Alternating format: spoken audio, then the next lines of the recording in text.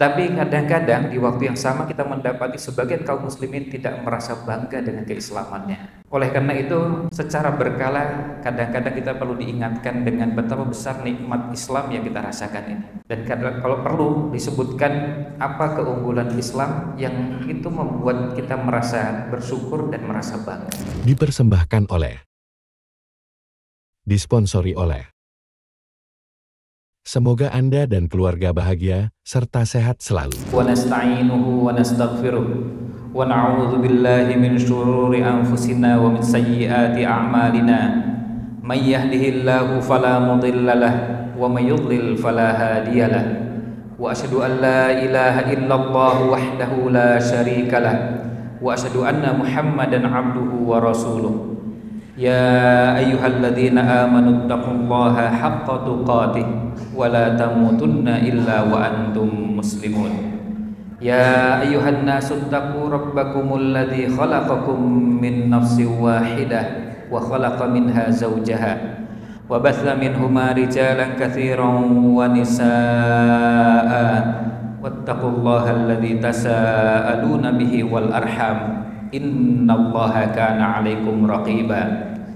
Ya ayyuhalladzina amanu taqullaha wa qulu qawlan sadida yuslih lakum a'malakum wa yaghfir lakum dhunubakum wa may yuti'illaha wa rasulahu faqad faza fawzan 'azima. Amma ba'd.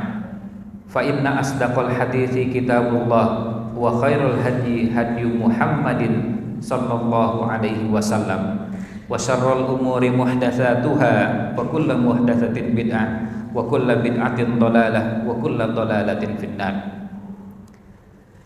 Jamaah salat Jumat rahimakumullah, keberadaan kita sebagai hamba Allah mengharuskan kita untuk tidak pernah bosan memanjatkan puji serta syukur atas limpahan nikmat dan karunia yang masih terus Allah berikan kepada kita semua. Nikmat yang begitu banyak dan tidak mungkin kita hitung berapa jumlahnya. Wa in ta'uddu ni'matallahi la tuhsuha. Salawat serta salam mudah-mudahan senantiasa terlimpahkan pada Nabiullah Muhammad sallallahu alaihi wasallam, pada keluarganya, para sahabatnya, dan siapapun yang senantiasa menegakkan sunnah-sunnahnya sampai akhir zaman. Jamaah sekalian rahimakumullah, salah satu kalimat pembuka yang sering kita dengar dari sebagian khatib, penceramah, termasuk memberi kultum pada bulan Ramadan, ajakan kita pada semua yang hadir untuk mensyukuri nikmat Islam, nikmat iman. Tapi kadang-kadang di waktu yang sama kita mendapati sebagian kaum muslimin tidak merasa bangga dengan keislamannya. Oleh karena itu, secara berkala kadang-kadang kita perlu diingatkan dengan betapa besar nikmat Islam yang kita rasakan ini. Dan kalau perlu disebutkan apa keunggulan Islam yang itu membuat kita merasa bersyukur dan merasa bangga. Pada kesempatan khutbah kali ini kita akan sebutkan 5 keutamaan atau 5 keunggulan Islam. Tentu 5 bukan berarti hanya cuma 5, lebih karena pertimbangan waktu yang tersedia. Yang pertama yang patut kita syukuri dari keislaman kita adalah bahwa Islam satu-satunya agama yang nama agamanya sekaligus nama penganutnya bukan dirumuskan oleh para tokoh umat Islam, tetapi langsung datang dari Allah Subhanahu wa taala dan dapat pengakuan sebagai satu-satunya agama yang direstui, diridhoi oleh Allah Subhanahu wa taala. Innad dina indallahil Islam wa may yabtaghi ghairal islami dinan fala yuqbala min. Siapa yang cari agama selain Islam maka tidak akan diterima. Termasuk nama penganutnya muslimin. Allah SWT berfirman huwa sammakumul muslimin. Allah menamakan kalian muslimin. Di waktu yang sama, pada agama lain bisa jadi nama agamanya hasil rumusan dari tokoh-tokohnya. Sementara umat Islam tidak pernah ada pertemuan ulama dunia, tidak pernah ada pertemuan para ahli tafsir, ahli hadis, dan ahli-ahli yang lain merumuskan nama agama, karena langsung datang dari Allah Subhanahu wa ta'ala. Yang kedua, yang patut kita syukuri dari keislaman kita, bahwa kita punya ajaran agama yang terjaga keasliannya sampai hari ini. Salat Jumat yang kita selenggarakan dan kita laksanakan pada kesempatan di siang ini sama dengan yang pernah dilaksanakan 15 abad silam, ketika Rasulullah SAW juga melaksanakan salat Jumat. dilaksanakan dengan khutbah, kemudian sholatnya 2 rakaat, dimulai dengan takbir dan diakhiri dengan salam. Tidak berubah. Sholat yang kita kerjakan tadi subuh 2 rakaat juga dengan cara yang sama. Kita pernah belajar dengan guru yang berbeda-beda, dari asal daerah yang berbeda-beda, tapi semuanya sama. Begitu tasyahud akhir sebelum salam, memberikan isyarat dengan jari telunjuk tangan kanan, dan tidak ada satupun yang menggunakan jari selain jari telunjuk tangan kanan. Ini tidak ada yang menggunakan ibu jari atau jari-jari yang lain, apalagi menggunakan tangan kiri. Ini artinya ajaran ini terjaga keasliannya. Puasa Ramadan yang kita laksanakan beberapa waktu yang lalu dan beberapa hari ke depan kita akan melaksanakan ibadah Idul Adha, kurban, juga sama dengan yang pernah dilaksanakan ketika Rasulullah SAW mengajarkan kepada para sahabat. Sehingga dengan sangat mudah kita akan mengecek apakah ibadah kita sama dengan ibadah yang pernah dilakukan oleh Rasulullah SAW. Apakah kurban kita sama dengan yang pernah dilakukan oleh Rasulullah SAW. Ini yang kedua. Yang ketiga, yang patut kita syukuri dari keislaman kita, bahwa kita punya ajaran pada nomor 2 tadi, tapi juga punya contoh atau model yang menjadi contoh penerapan ajaran tersebut, yaitu Rasulullah Shallallahu Alaihi Wasallam. Kita ketika bicara tentang konsep apapun, kita bisa menyodorkan 2 hal sekaligus yang tidak semua agama, tidak semua isme punya. Kita punya ajaran, punya panduan, punya tuntunan, tapi juga punya contoh dan model terapannya. Kalau kita ditanya bagaimana konsep makan dalam Islam, kita akan sodorkan A sampai Z. Orang bertanya, mana contohnya? Contohnya adalah makannya Rasulullah SAW. Kalau kita bicara tentang konsep keluarga, kita akan mengatakan konsepnya dari A sampai Z kita bisa sodorkan. Lalu orang bertanya, ada nggak contoh terapan dari kehidupan rumah tangga yang bisa diteladani, bisa dijadikan contoh? Kita sampaikan, laqad kana lakum fi Rasulillahi uswatun hasanah. Pada diri Rasulullah SAW ada teladan yang baik. Bahkan contoh itu sampai pada hal yang sangat detail. Mungkin sebagian kita tidak pernah mendapatkan dari bapak dan ibu kita. Siapa di antara kita yang pernah mendapat cerita dari bapak dan ibunya tentang mandinya? Tapi kita dapatkan mandinya Rasulullah SAW dari Aisyah radhiyallahu anha dalam hadis yang sahih. Keramasnya, adakah di antara kita yang pernah mendapatkan cerita bagaimana bapak kita dikeramasi oleh ibu kita? Tapi kita dapatkan riwayat tersebut dari Aisyah radhiyallahu anha bahwa Nabi SAW ketika iktikaf pernah dikeramasi oleh Aisyah yang sedang dalam keadaan haid. Sebegitu detailnya sampai pada bagian-bagian yang itu sulit dilakukan oleh manusia biasa. Kita dapatkan riwayatnya. Nabi Muhammad SAW dengan sangat akurat dan sangat detail, 14 helai. Itu pun kemudian dirinci lagi, dijelaskan bahwa itu ada yang di bagian kepala bagian atas, kemudian di bagian pelipis kanan dan kiri, kemudian di jenggotnya, tersebar di 4 bagian tersebut. Itu untuk menunjukkan kepada kita betapa detailnya, sehingga semakin detail sebuah contoh, semakin memungkinkan kita untuk meneladaninya. Bahkan keteladanan tersebut sampai hal-hal yang berat dilakukan oleh manusia biasa. Marahnya Rasulullah SAW bisa dicontoh. Islam sangat sederhana. Berapa jumlah Tuhannya umat Islam? Lalu apa namanya? Jawabannya sangat singkat, Qul huwallahu ahad. Jumlahnya ahad, namanya Allah. Dan Allah itu tidak bisa diterjemahkan karena nama. Dalam bahasa Indonesia kita kenal dengan nama atau istilahnya nama diri. Dalam bahasa Inggris proper name, dalam bahasa Arab ismul alam. Dan itu tidak diterjemahkan. Sama seperti kalau kita bertemu seseorang yang namanya Bagus, Pak Bagus. Kalau ditanya oleh orang Inggris, what's your name? Maka saya akan menjawab, my name is Bagus. Kalau ditanya orang Arab, Mas Muka, saya akan mengatakan ismi Bagus. Tidak mungkin saya jawab ismi Thayyib atau ismi Jamil, karena memang kata Bagus di situ nama diri, tidak bisa diterjemahkan. Allah juga sama, tidak bisa diterjemahkan. Maka ketika ada Bible dari bahasa Inggris diterjemahkan ke dalam bahasa Melayu di Malaysia, dapat protes ketika menerjemahkan kata God lalu terjemahannya ALLAH. Karena kalau ALLAH itu nama diri, tidak menjadi terjemahan. Allah ya Allah ya Allah, dan itu Allah tidak bisa diterjemahkan ke dalam bahasa apapun. Bahasa Arabnya Allah ya Allah, bahasa Inggrisnya Allah ya tetap Allah.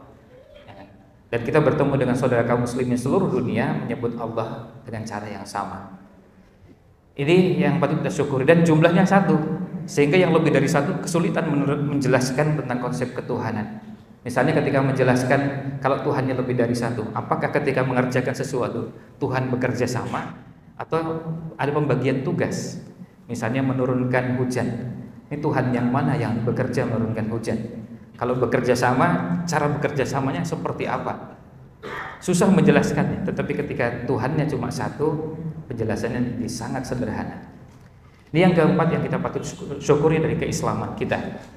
Yang ini tentu menjadi bagian dari kebanggaan kita kepada Islam. Yang terakhir yang patut kita syukuri dari keislaman kita adalah bahwa kita dalam Islam punya kitab suci yang terjaga keasliannya, Al-Qur'anul Karim. Sampai hari ini kita tidak pernah berdebat tentang Al-Quran itu bahasa apa, karena memang jelas bahasanya bahasa Arab. Kemudian urutan mushaf dalam Al-Quran dari mulai Al-Fatihah sampai An-Nas tidak pernah mengalami perubahan selama 15 abad. Maka penghafal Al-Quran di seluruh dunia pasti sama dan seragam. Ketika ada lomba musabaqah hifdzil Quran, tidak perlu orang menyocokkan mushaf cetakan mana yang digunakan, karena semua pasti sama. Di waktu yang sama, ketika kitab sucinya pada agama lain ada beberapa versi, maka perlu diseragamkan menggunakan versi yang mana.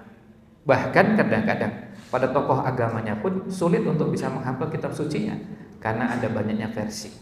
Sementara umat Islam tidak kesulitan menghafal Quran karena cuma satu. Kalau beda kertas, beda layout, beda cuma sampulnya, tidak mempengaruhi isinya. Nah, ini 5 hal yang patut kita syukuri dari keislaman kita, dan ini bagian dari cara kita untuk mensyukuri nikmat Islam, nikmat iman yang dari waktu ke waktu perlu kita hadirkan sehingga kita semakin bangga dengan Islam yang Allah karuniakan kepada kita. Barakallahu li wa lakum fil Qur'ani was sunnah wa nafa'ani wa iyyakum bima fihi minal ayati wal hikmah. Aqulu qawli hadza fastaghfirullah innahu huwal ghafurur rahim. Alhamdulillahil karimir rahman. Allamal Qur'an, khalaqal insan, allamahul bayan.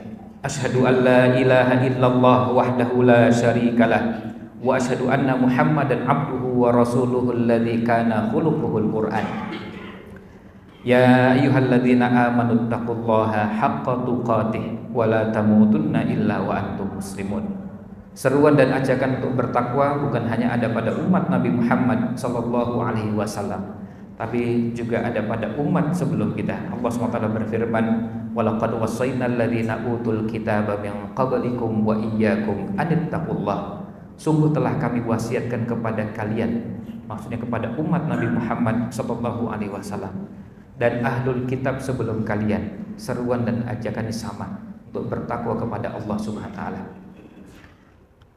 Jamaah sekalian hafizakumullah, salah satu yang juga patut kita syukuri pada kesempatan di siang ini adalah nikmat rasa aman. Kita menjalankan Islam, menjalankan sholat Jumat, menjalankan aktivitas sehari-hari.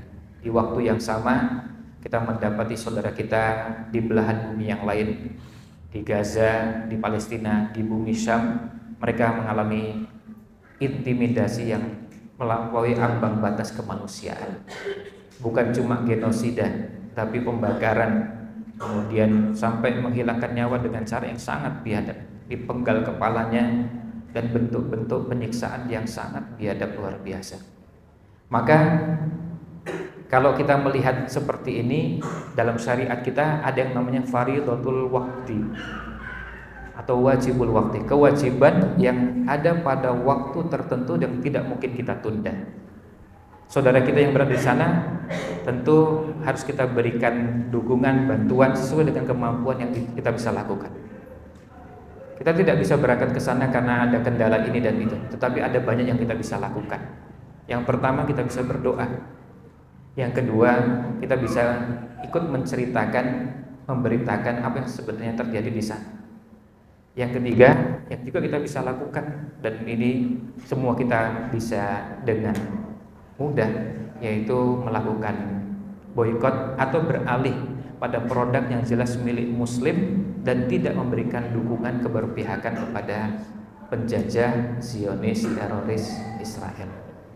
Ini sebagian kecil dari yang bisa kita lakukan. Maka di penghujung khutbah ini, mari kita menundukkan hati, memohon kepada Allah SWT agar Allah memberikan pertolongan kepada saudara kita di Palestina, agar Allah menyembuhkan yang sakit, agar Allah menjadikan yang wafat sebagai syuhada, dan agar Allah menjadikan semua pengorbanan yang mereka lakukan sebagai pemberat timbangan amal di sisi Allah SWT.